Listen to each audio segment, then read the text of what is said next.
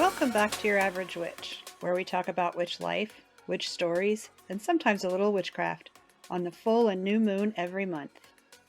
In this episode, we meet Debra, a witch living in Alaska. Debra talks to us about building a community for herself and others, how growing up in Alaska shaped her practice, and how you should let your body get weird at least once a day. Now let's get to the stories. Hello, Debra. Welcome to the show. Hi, Cam. Thank you so much for having me. Would you please introduce yourself and let people know who you are and what you do and where they can find you? Yes, ma'am. So I am Debra Faye. I am a witch living in Anchorage, Alaska.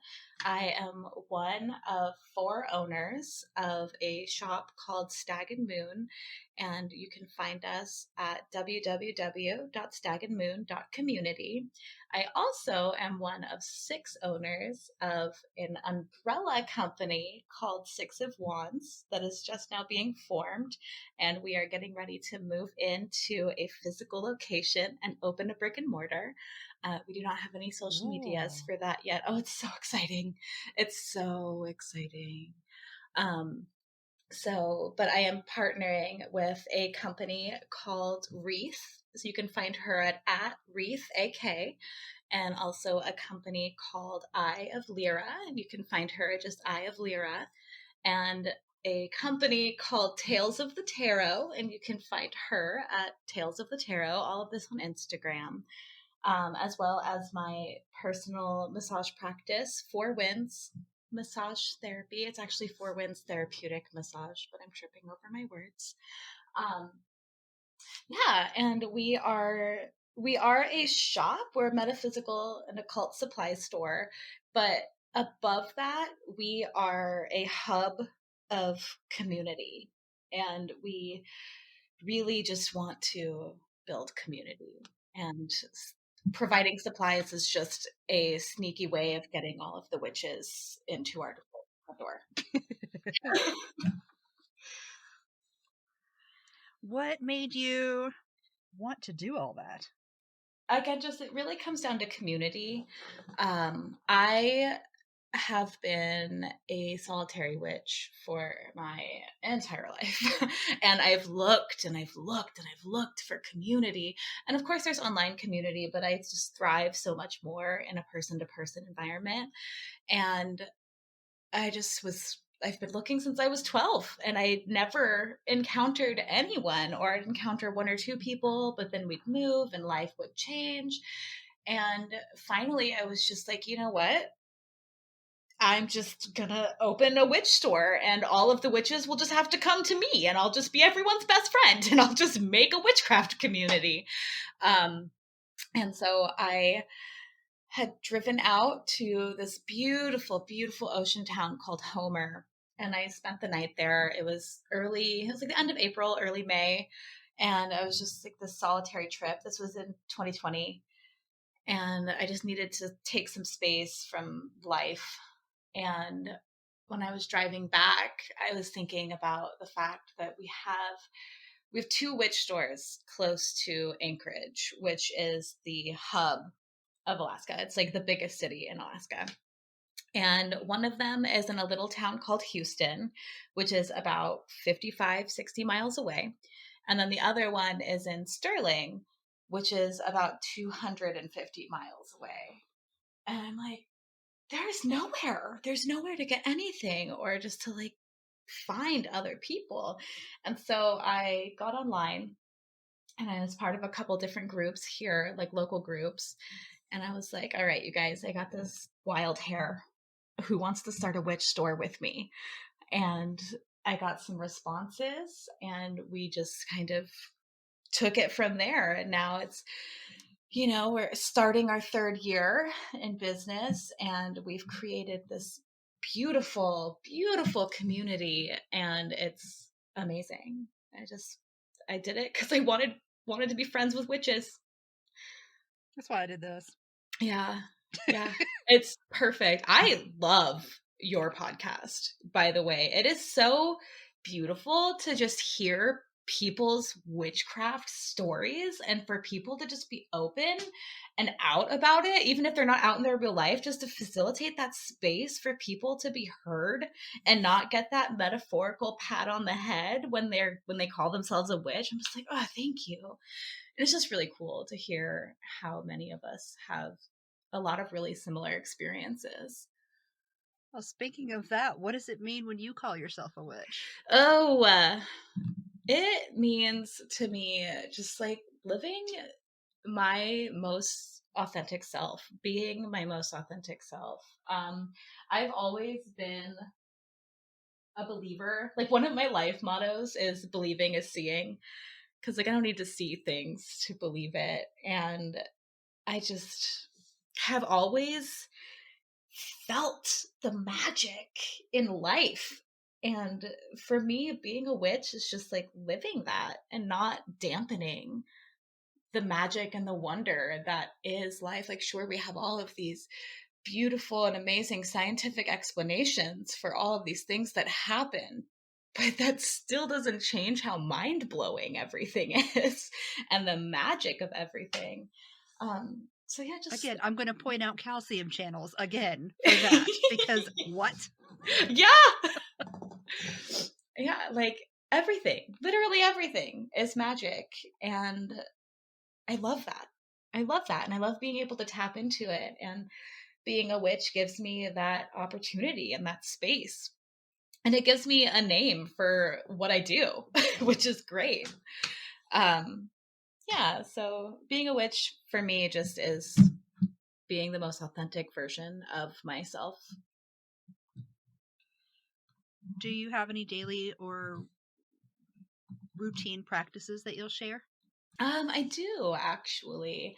So one thing I like to do in the morning, which actually is something that I took up from Anahata's Purpose, was I wanted to incorporate more breath, sound, and movement into my practice. And so every morning I go into my little witch room. I have this really beautiful space in my house that's dedicated to my practice and my magic.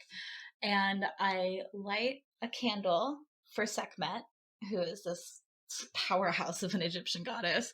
And I throw on this song by Saint Mesa called Lion. And I dance. And I dance every morning. And sometimes it's great dancing, sometimes it's real weird dancing, whatever my body wants to do.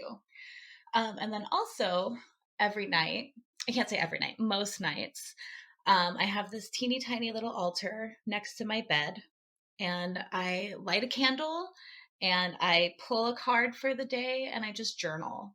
And I journal about the card, I journal about what happened in my day, the gratitudes, and I have this planner called the Law of Attraction Planner, and it's got 10 quote unquote power questions for the end of the night. And I just answer those power questions. And it's questions like, how did you love today? And what else? Like, how did you live your passion today? And just like really great questions that even if you didn't have those experiences, like if you didn't do anything that moved you forward in your heart's desire or your passions, it causes you to become mindful of that. And you're like, okay, this is how I can do this tomorrow. This is one way I can add more magic into my day tomorrow, or more joy into my day tomorrow. So those are my daily practices. I like that. I like the movement one. Oh, I love the movement one. I actually like both of them. I should probably do both of them. Yeah, it took me a long time to start doing the card and the journal thing. I used to journal all the time, but then my privacy was invaded by my dear sweet mother. And so I was like, I don't even need to journal. This isn't a safe space.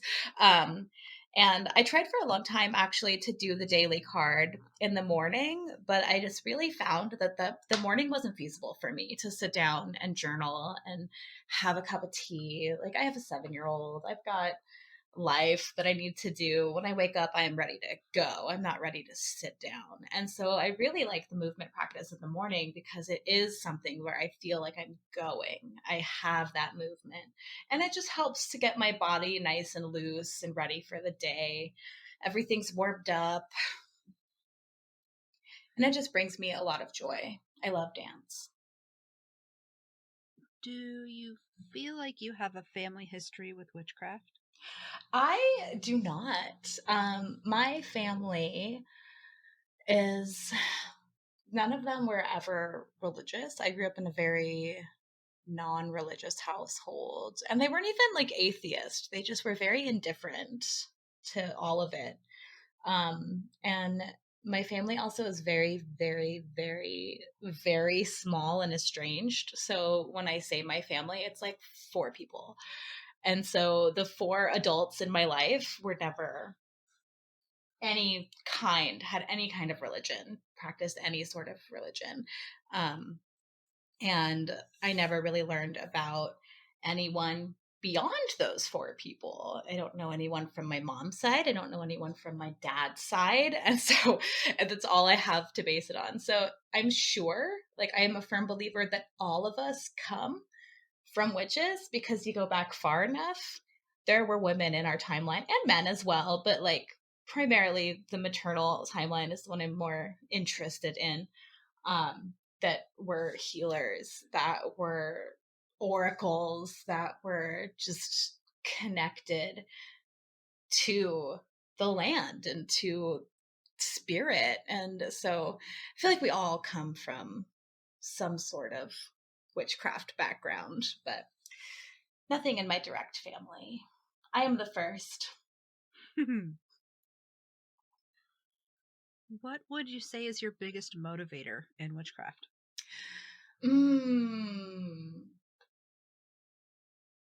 I think that just comes back to the authenticity part. Is my biggest motivator in witchcraft is by allowing myself the space to believe in the ways that I believe and practice in the ways that I practice. It gives other people that permission. And I love that for all of us, for me and for them. And it's like, so I think that's my biggest motivator. It just brings joy, and it gives me more, I guess, meaning. It makes it seem like life has more meaning, if any meaning at all. It gives my life meaning to really tap in and connect to that, like, I don't want to use the term divine, but just that source, that energy, and to be able to take up space in this world in a more mindful and experiential and interactive way. What do you most want out of your practice? That's a good question. What I most want out of my practice is, again, just to feel like I am an active part of my own life, that I am not just a cog in the universal scheme. What I want most out of my practice is just the knowledge and the awareness that I am creating the reality that I want to be a part of. And yeah, just knowing that I have the power to change the things that I don't want to be a part of, and the parts of my life that I do not enjoy, even if it's very hard, because any sort of big change like that is very hard. But for my practice, it helps me to know that I am in control of my existence. What would you say is your biggest struggle? My biggest struggle comes from growing up in a non-religious household. It's funny because I'm that person, that life motto of believing is seeing, but sometimes it's really hard for me to believe, and I get in my own way. especially when I first started to work with deity, I was always a very secular witch. And actually, I was a secular witch until I had someone show up immediately after I had this very long conversation about how, like, I don't really work with deity, blah, blah, blah. And I went to a thrift store, and sitting there on this, like, knickknack shelf was this gorgeous plate. And it was Queen Nefertiti holding out an offering to Isis and a little brass cauldron. And I was like, oh, hi, I hear you, I see you. Okay. So my biggest struggle, honestly, is when I started to work with deity, and because I just felt silly. My parents were always like, oh, this is nonsense, religion is nonsense, there's nothing to believe in, blah blah blah. And I was like, oh, but I like really want to and really do. And so I'll get into this space where I am making an offering, or I'm doing some sort of like work with any of the deities that I'm working with, and I have these flashes of, this is silly, this is pointless, why are you doing this, like none of this is real. um, and that's a really big struggle for me, is breaking down those walls, and I have to consistently break them down. So you live in Alaska now. Mm-hmm. Did you grow up there? I did, yeah, born and raised in Alaska. Do you feel like that shaped your practice? And how do you feel like it would be different if you grew up somewhere else? I really do feel like it shaped my practice in a lot of ways. So we have very intense like light shifts here, as I'm sure everyone knows. Like in the summer, it is sunny. It is sunny and it is bright, and the sun at solstice in Anchorage, a summer solstice, we get an hour and a half maybe of like twilight, almost nighttime. And then in the winter, the darkest months of the year, we get, I'd say, around 4 hours of daylight. And so that really shaped my practice in a way of, like, I have a lot of time spent inside, and I'm focusing on that right now because it's winter out. It's very wintry outside. And so there's been a lot of like deep diving and a lot of internal work, where in the summer I really tap more into my external work, and I'm much more active in my practice and my connection with nature.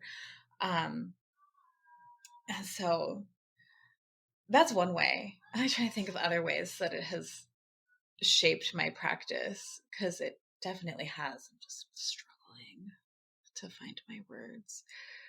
Yeah.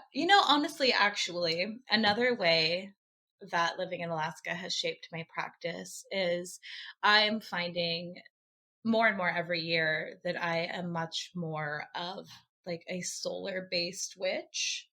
Um, and I really am starting to embrace that, because for a long time I was like, oh, that's not like really a thing, like, but it's my practice, it can be whatever I want, like it is a thing. And I feel so much more connected to my personal power and my energy when the sun is out, and during the summer time months, like from spring to fall is when I thrive. um and we don't get to see, like, the moon comes up and we see her, but it's just, she's kind of lost in the summertime. And so I'm just much more of a summer sun witch than a winter witch. I feel like i I go to sleep with the trees in my magical practice, and I rest and I recuperate and I reflect during these long winter months on what I've learned over the past year and how I've grown in my practice over the past year, and kind of let all of that sink into like my roots and the foundation of my practice, so that once spring comes back and the snow starts to melt, I just like, I feel myself budding and I feel myself expanding and I feel my power starting to come back and I feel much more energized, and my practice is very much oomphed, emphasized. Yes. It's oomphed in the summer.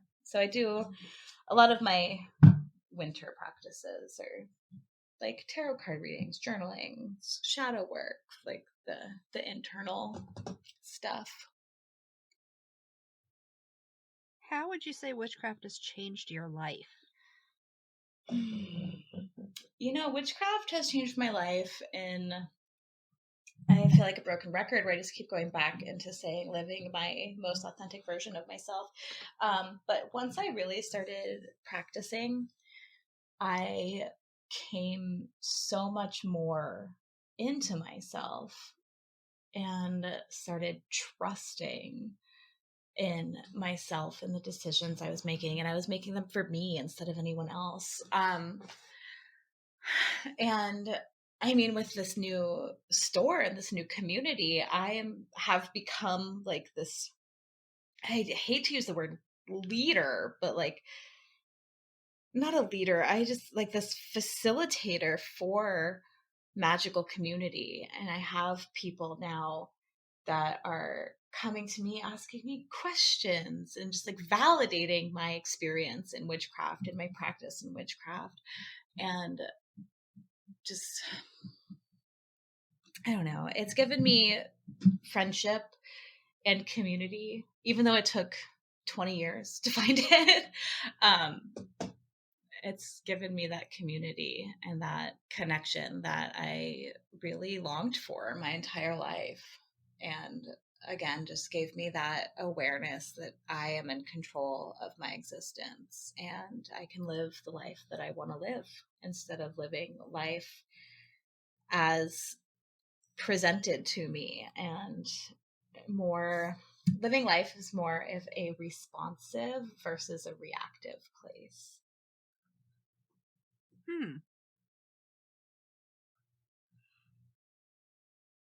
Well, we're going to switch gears a little bit. Let's talk about the witch community. Okay.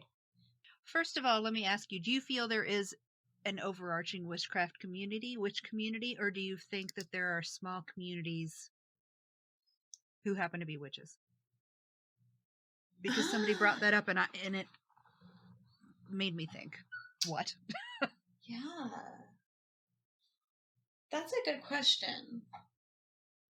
Is there an overarching witch community, or are there small groups that happen to be witches? I would say both of those things, honestly. I feel like when it comes down to witchcraft community, it's kind of the same as people's ideas of like what is a pagan versus a witch. And it's like, you as the idea, you could be pagan as an umbrella term that witch falls under, or they're two very separate things. So I feel like with the witchcraft community, it's very similar, where there is this overarching community of people that are witches or interested in magic or metaphysics. But there are also smaller groups of community that maybe are not part of the larger community. And I feel like the internet has a lot to do with that, because the internet gives you access to so many different witches. Whereas like maybe the local communities, or like it's like any group really will naturally like offshoot into small subgroups of community. And like, I don't want to use the word cliques, but like cliques, but not in a bad way. Is there anything that you dislike about the witch community as a whole?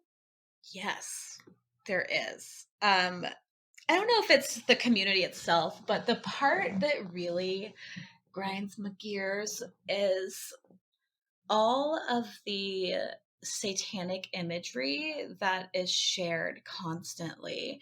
And I mean, if people practice Satanism, if people worship these deities and these like energy forms, awesome, more power to them. I am not about to tell you how to practice, but I feel like so many people who do not practice in this way, we're all sharing memes about like, oh, me and this witchy shit, but this witchy shit is like the devil, and the me is like this chick riding the devil's face. And it's, I really just wish that we had representation, and I wish that we were able to be open about the way that we live and the way that we believe. And all of this satanic imagery is just furthering this fear mongering and being like, oh, witches worship the devil, witches are evil, witches are going to eat my fucking baby.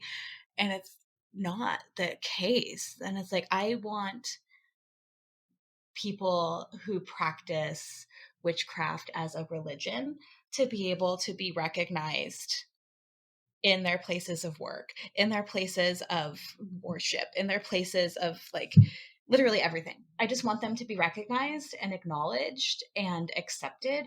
There are people out there that are still losing their job because they decide to be out as a witch. And I think that that is ridiculous. And the satanic imagery is just not helping. It's not helping. And another thing I dislike is just how, and it's mostly just the internet, people want to feel like they know something that other people do not. And so they'll take something and they will just run with it, and they will get rude, and they will get trolly, and they will get gatekeepy. And it's like just so unnecessary. It's so unnecessary. What do you love about the witch community? That every time I've been in person with other witches, everyone is so open and accepting. And I know that not everyone has had that experience, but every experience I have had in person with other witches has been beautiful, and it's been open. I love when you find those areas and those moments of community where you can ask a question and people don't make you feel dumb. Like those are those little moments of community and those little subgroups of community, kind of like going back to is you've got your gatekeepy community subgroups, but then you've got your community of people who are like, yeah, cool, there's a lot of information out there. You can ask a question because there's infinite answers. And we're not going to make you feel dumb for answering a question or asking a question. And so I really love that about the witch community, and just how empathetic a lot of the people within the community are, because so many of us came to witchcraft because we were ostracized or because we just never fit in, and we're just trying to find that area that makes us feel like we belong. And so many witches really went through something like that. And so a lot of them are really open and empathetic to other people's experiences. So you brought up social media and the internet. How do you feel social media affects your practice?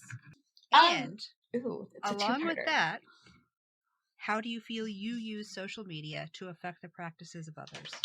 Absolutely. Okay, so social media affects my practice in a couple ways. I would say social media affects my practice by definitely giving me inspiration for new ways to work spells, and like new ways to build community, like you build spiritual and witchcraft community, but mostly inspiration. It used to be kind of a sore spot because I would very much compare myself to all of these other like really aesthetic Instagram witches, but I kind of moved through that, and I was like, this is a picture, like this is art. I look at it as art. And I love when someone wants to turn their practice into art, because that can be a really magical experience for them. So I find a lot of inspiration in social media. And also it helps me to, kind of clarify my own thoughts and ideas surrounding my practice and surrounding um, my feelings about different things. Like, I wouldn't honestly have known that all of this worship the devil imagery really got to me in the way that it did without social media. And it I probably would have stayed closed, honestly. Like, I feel like social media has helped me become more open in my practice. Like, in my own life, I am very open with my witchcraft, and a lot of it was actually inspired by the fact that there is so much fear mongering going on, where I'm like, look, I am a nice person, and if you get to know me, you're probably never going to think I'm going to eat your baby, and I'm a witch. And I use social media to help facilitate those, like I was mentioning earlier, those pockets of safety within the witchcraft community where it's okay to ask a question. It's okay if you're a new witch. It's okay if you're like wondering, hey, why is this a closed practice? People aren't going to jump down your throat for asking a question. And I use social media to bring people together. Like in my own physical location, we host 2 meetups a month, and we do a full moon ritual and we do a new moon gathering every month. And it's just providing, social media has helped provide a space to where other people know that, hey, there are people in my area that practice, and there are people in my area that are open to this, that I can meet and I can talk to about these things, and I can share my experiences with people that are physically close to me, because I love the online community, but it's just so expansive. I'm so much more of a in-person person, and social media has given me the ability to create that in-person community, and I'm really grateful for it. What would you tell somebody just starting out? Oh, to not be afraid, to just do it. Just like, if something is calling to you and you want to try it, just try it and then write it down. Because maybe it works, maybe it doesn't. And if you don't do it, you'll never know. I went years and years and years and years just reading. I read and I read and I read and I read. And so I have all of this like book knowledge in my head, but I didn't start actively practicing until the last 4 years because I was afraid of doing it wrong. And you're not going to do it wrong. You're going to do it. And by doing it, you're learning. By doing it, you're building your practice. By doing it, you're going to find out if it feels right for you or if it feels wrong for you. And so don't be afraid. And you're going to feel silly. You're going to feel silly, especially if you're first starting out. And sometimes even when you've been doing it for a long time, you still have these moments of feeling silly, but that's okay. And that it's okay if you're like a word switch, you like to say things out loud. If you stumble over your words, that's fine. Whoever you are invoking, whatever, if you're invoking anyone, if you're working with a deity, if you're just a secular witch and you're just speaking it into existence, it's okay if you stumble over your words. It's okay if you have to read it out of a book. You don't have to memorize it. If you're just exploring these things, don't be afraid to explore. Don't be afraid to play. Don't be afraid to play.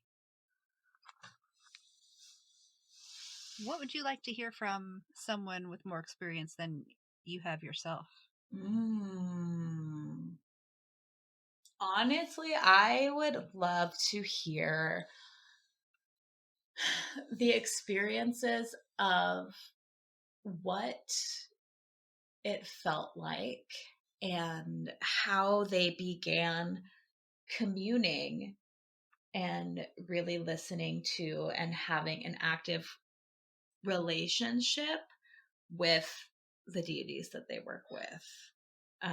I am so curious about what that is like for everyone. If people are, like if they're having clair audio experiences, if they use cards, if they use the pendulums, if they tried multiple different ways, how they went about creating these relationships, if they waited for a deity to call them, or if they reached out for, two different gods or goddesses that they were interested in, and how they went about doing that. I think that's what I'm most curious about for people that are more experienced than me, people that have been doing it for a long time. Mine is very on a whim. And my communication with the deities that I work with are very like, I hope I'm getting this right. And I'm still just trying to really finesse that and hone it in and find the ways in which they like to be communicated with. And for me to be able to figure out the way in which I can receive most clearly communication with them. Like sometimes I'll experiment with my pendulum, or I'll experiment with my cards, and just trying to hone in on how they want to communicate.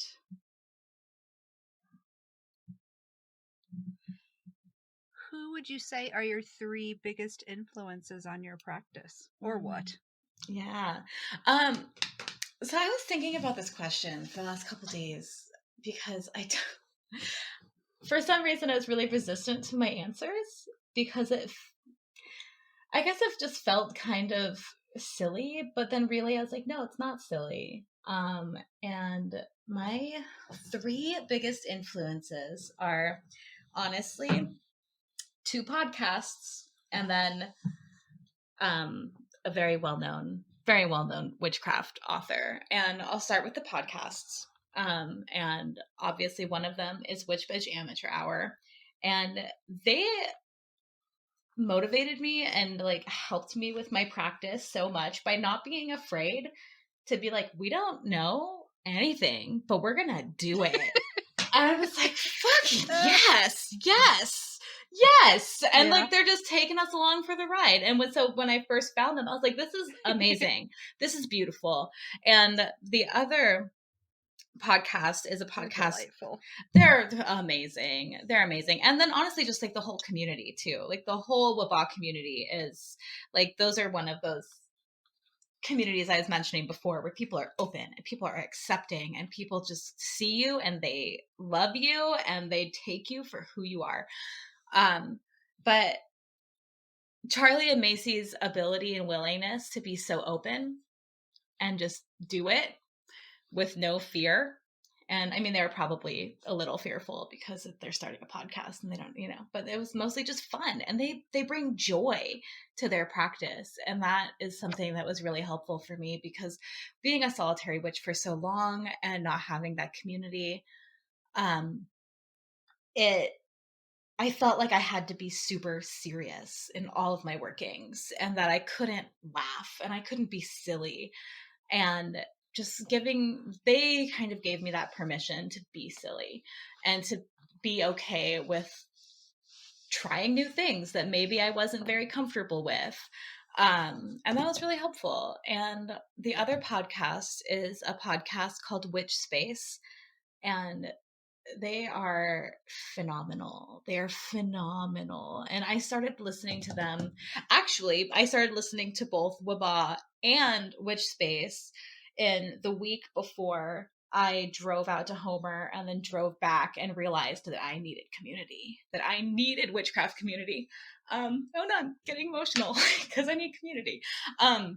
And it was just beautiful. The podcasts made me feel like I had community, even though they're just people on the other end of my speaker.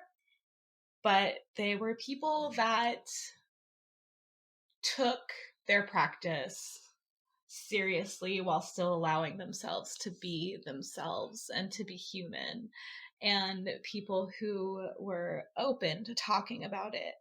And outside of the internet, I had just gotten into podcasts at this time. Outside of the internet, I had never really experienced people taking witchcraft and paganism seriously. I've gotten just pats on the head my whole life. And I'm like, this is like something I'm really so passionate cute. You about. think you can do magic? Yeah. And it's like, so to find these podcasts were really affirming and really pushed me to be more authentic and more open about my practice, and to really just believe, even though I've always believed, but just like to believe in a more solid way. And then my third choice was Scott Cunningham, because of just who he was in the witchcraft community. He was basically the first person to step out of Gardnerian and Alexandrian traditions and be like, it's okay to be a solitary practitioner. And he kind of paved the road for solitary practitioners and started putting out digestible media, like his books, to be like, this is how you do it on your own. Like him, and also Buckland was really about that. I think they were around at the same time. And he was also like the first openly gay public witchcraft figure, where in a time with Alexandrian and Gardnerian traditions were very, very, very, very much about like, you need to have a certain amount of people in your coven. It needs to be male, female, male, female, male, female. And Scott Cunningham was like, no, you don't.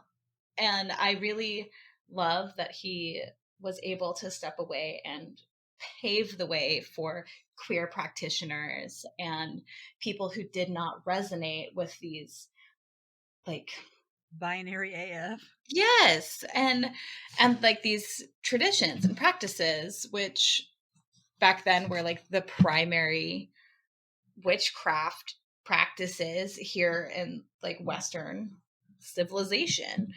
And so I really love what he did, and am grateful for, even though he's like very, very Wiccan, which I am not Wiccan, and a lot of people, I think Wicca is a really great place to start.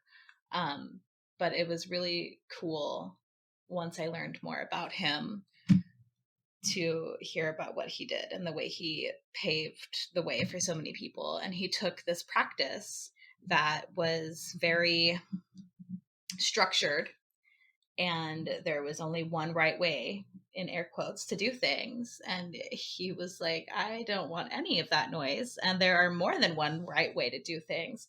This is the right way for me.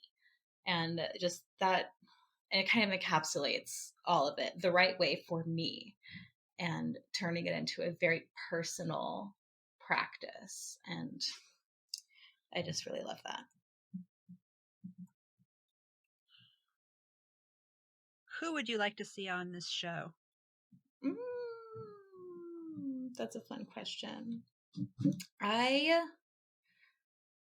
This is a two-part answer. As a person that I know, I would love to see my friend Alicia on the show. She's the woman who owns Tales of the Tarot, and she is just an oracle in every sense of the word. And she's recently stepped into her power as an oracle, and it is just mind-blowing. It is so cool to watch this experience and this story, and just her whole self expand and become who she's like truly meant to be. And then in a dream world, I would love to hear you interview Danielle Dulski. And she is the author of Woman Wild and the Heathen Bible for the Heathen Woman. I can't remember what it's called. Like the exact verbiage of it. Also Seasons of Moon and Flame. She is this phenomenal, like wild witch. She is also on my list of like people who've influenced my practice. She's a words witch, very much a words witch, and I also am a words witch. But her prose is phenomenal, and she speaks to, through her writing, she speaks to these like muddy, like vibrant parts of the deepest, darkest recesses of your little witchy soul and just pulls them out. And it's amazing what she does with her prose. And I'm sure her practices are phenomenal as well. But phenomenal author. And I just I want to listen to all of the interviews ever for her. At the end, I have 2 requests. Okay. 1, please recommend something to the listeners. I recommend letting yourself get weird. I recommend finding a safe space in your home, maybe when no one is there, and feeling what your body wants to do and just letting your body move. And once you're comfortable with letting your body move, on every exhale, let your body make a noise, no matter what it is. Even if it's just a sigh, even if it's just, start with that. Just let your breath make a sound. And then tap in and see if your body wants to make any other noises, if it wants to growl, if it wants to yip, if it wants to scream, and just explore that, play with that, and see how that makes you feel. Thank you. Mm-hmm. The second thing is, will you please tell me a story that you love to tell? Yes. Yes, I will. My favorite part. So I have a very vivid imagination, and sometimes this comes through in my waking life where I will like maybe tap out a little bit and have like full on visions. And there was this one time, it was in 2013, maybe 2014. I was living on Kauai. I was living on this beautiful farm. I was woofing, which, if you don't know what woofing is, it's worldwide opportunity on organic farms. If you are young and unattached, I strongly recommend looking into woofing. You can travel the entire world and you can stay on farms and do a work trade, and it's glorious. But I was living on Kauai, and I had gone to this river with these women that I had just met.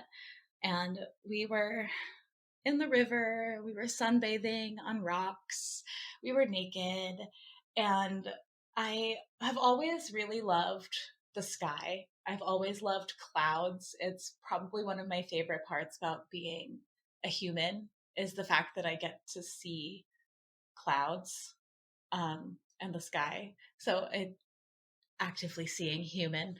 I know not everyone is able to do that, but so I was laying on this rock and I was looking at the sky, and I saw this really beautiful cloud that was like 100% a dragon pretending to be a cloud.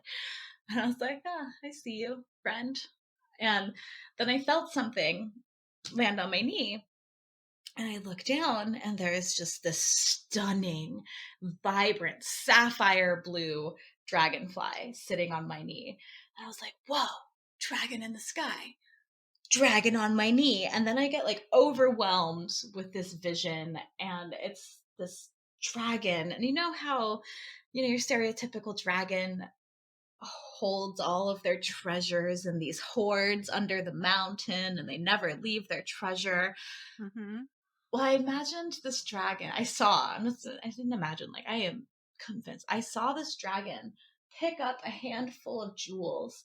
We had diamonds, we had emeralds, we had sapphires, we had so many jewels. And he breathed this fire into this handful of jewels, and the jewels left his hand and turned into dragonflies and left the cave. And that was how the dragon experienced the world, was through these dragonflies. And it was amazing. It was such a beautiful vision. I was fully awake for all of this, and it just like slammed into my consciousness. And this, like, I can see it. I can see it right now. Like, all of it. It was amazing. Holy shit. It was so cool. And I have like little moments like this all the time. And I wish I could make it happen when I wanted it to happen, but it doesn't. Maybe if I meditated and like tried to work on my vision practices, I could probably make it happen. But yeah, it was beautiful. I love that. Yeah. I want to see it with my eyeballs, and not just my brain eyeballs. Well, thank you for being on the show. Yeah, thank you for having me. Hopefully it was as good for you as it was for me. Yay, it was wonderful. I miss you, and I'm glad I get to talk to you. Yeah, I miss you too. I'm very excited to see you again, and everyone at Anahata's. Yes. Everyone. Every single person. Even the people I haven't met yet. I'm so excited to see them. Me too. Yeah. Well, then I'll see you in a few months. Yay! Can't wait. Bye. Bye. Once again, it is review time, which I love. This one is from K.O., and it's called Witchy Voyeurism. Ever wish you could listen in on a deep, informative convo between witches? This is your chance. Kim from Your Average Witch asks all the right questions to their guests. They're so good and nearly always leave me thinking from new perspectives. If you haven't given this podcast a listen, what are you waiting for? That last part was all in caps. Well, then I'll see you in a few months. Yay! Can't wait. Bye. Bye. Once again, it is review time, which I love. This one is from K.O., and it's called Witchy Voyeurism. Ever wish you could listen in on a deep, informative convo between witches? This is your chance. Kim from Your Average Witch asks all the right questions to their guests. They're so good and nearly always leave me thinking from new perspectives. If you haven't given this podcast a listen, what are you waiting for? That last part was all in caps. Thanks, K.O. Hey, thanks for listening to this episode of Your Average Witch.